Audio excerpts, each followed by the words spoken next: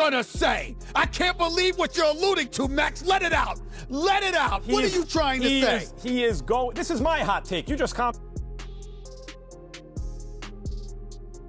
He is a great, great fighter. A good big man doesn't beat a great little man. It takes something more than a good big man to do that. Pez is more than just good.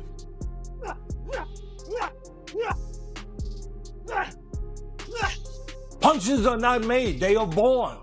And this guy, Lopez, was born to punch. He's got one other thing going for him, Steven and Max. He reminds me of Pacquiao, Lopez, in a way, not just with power in either hand, his closing step, his ability to explode.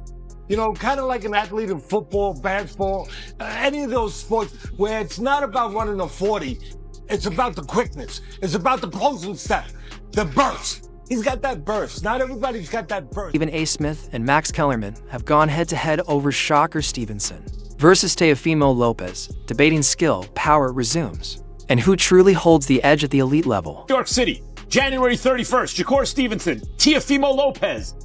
I always say it, when boxing gets it right, no other sport comes close. And this is boxing getting it right.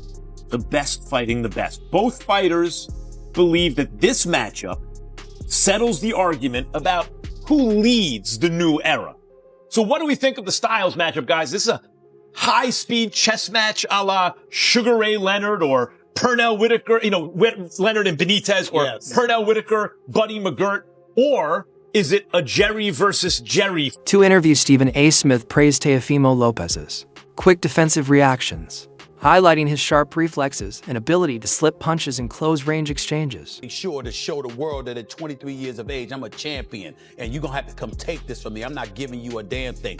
I loved his quickness. We know about Lopez's power, but I'm talking about his quickness defensively. But I saw Lopez being elusive, and I love that because it's one thing for you to have the power and the quickness to go along with the power offensively. A lot of guys can look good until they get hit. There were times where he got hit, and there were other times where he was slipping. Smith repeatedly points to Lopez's history of rising on the biggest stages. He emphasizes that Teofimo has never shied away from elite competition, citing his dominant victory over Vasily Lomachenko. I know that Lomachenko's footwork is exceptional. It's practically unrivaled. So you could see what he's done to numerous fighters, which contributed to them quitting, like Nicholas Walters and others. He tried that with Lopez. It didn't work. Lopez's footwork worked. His speed was there. Some power, obviously, but his elusivity is what impressed me most. The fact that he was able to slip a number, not all, but he turned with Lomachenko. He wouldn't let Lomachenko establish his outside foot. And I loved it. Yeah, for me, coming into this fight, obviously I always talk to Max about fighting. I love it.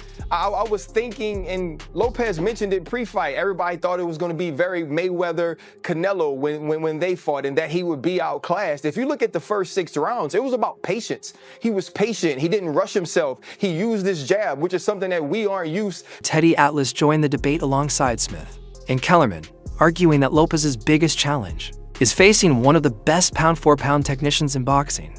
Atlas stressed that athleticism alone won't be enough against Shakur Stevenson's elite fundamentals. Challenge lies ahead for Lopez this upcoming weekend. What challenge? The challenge of fighting, for me, my estimation, the pound-for-pound best fighter in the world. Either him or Crawford. You choose it, it doesn't matter. You can flip-flop either one of them. They're the 2 top guys. The challenge is to get his bomb to the target. Yeah, like Customato, my mentor, used to say, you know, Teddy, having power is great, but if you don't have a means to get it to the target, it has no value. It's like a military weapon, he used to say. If you don't have a missile, it just blows up and makes a big hole in the ground. So that's the challenge. Get it to the target. Get it to the chin or the body. It might be a good idea with a guy who moves his head so much, but get it to the target with Lomachenko. So keep yourself together mentally with all that going on, with all the chaos stuff coming at you, and don't get discouraged. Don't get frustrated. Max Kellerman consistently emphasizes that Stevenson doesn't just win fights, he neutralizes opponents. His footwork, distance, control, and anticipation allow him to dictate the rhythm and pace of nearly every bout. Shakur is one of those guys and who comes along, and I think this is really the question about him. I said he is one of those. Is he one of those guys? Like Purnell, like Roy, like Floyd, their defenses were so good, and they boxed in a way where they weren't going to take unnecessary risks. They weren't running and holding.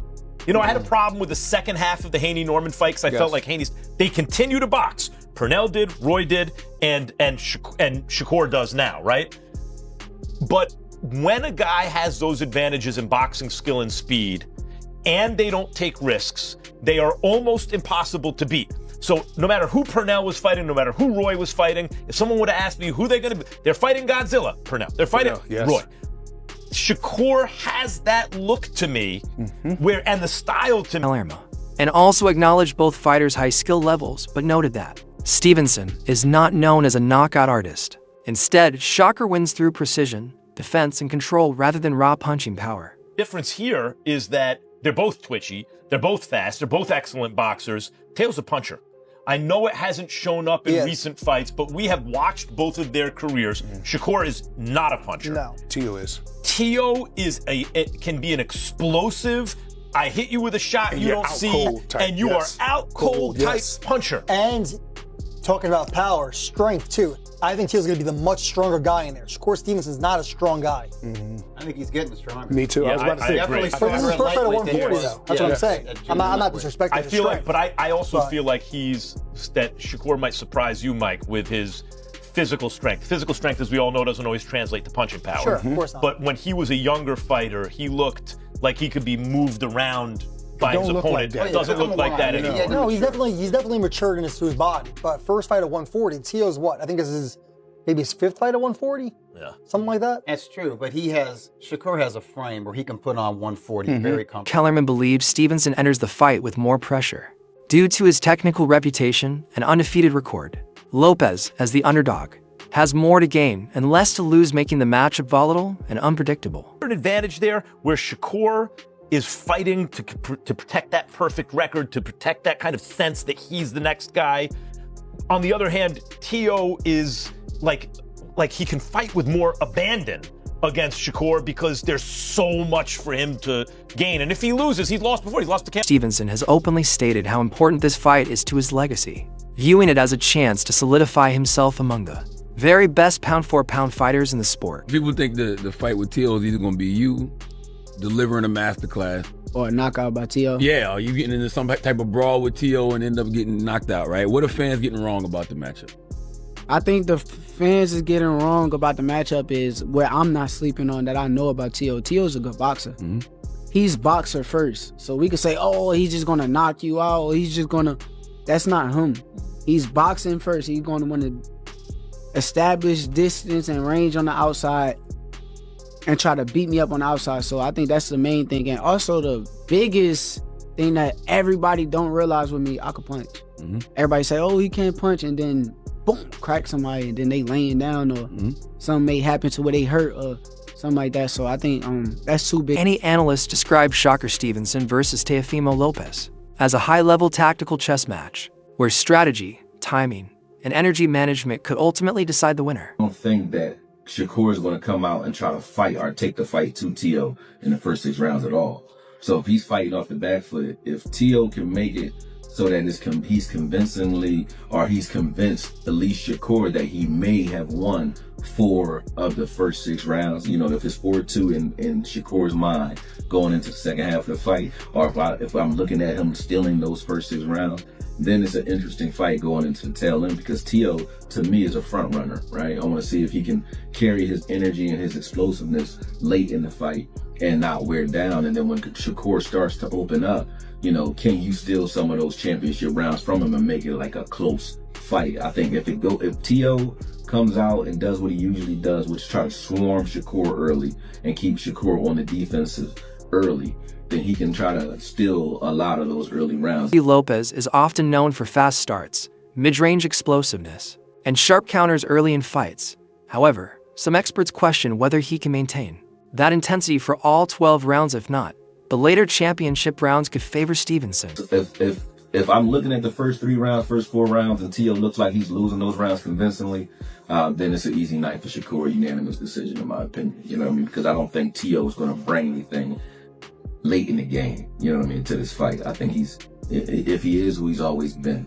You know, he's going to get gassed after like the 7th round and then take some rounds off. And when he does that, Shakur will open up and start to try to pick him apart, pot shot him, and do things like that. But this is the perfect fight, narrative-wise, for Shakur, because I've been waiting for Shakur to get into that fight where, you know, he doesn't have the fight where he doesn't have his Diego Corrales fight. You know what I mean? Where you think he's actually in danger. Shakur has been he's been outclassing everybody he's in the ring with. You know what I mean? Then the guys that you think could give him some work, like De Los Santos, I know people hate when I bring that fight up, but I want to see him actually in danger.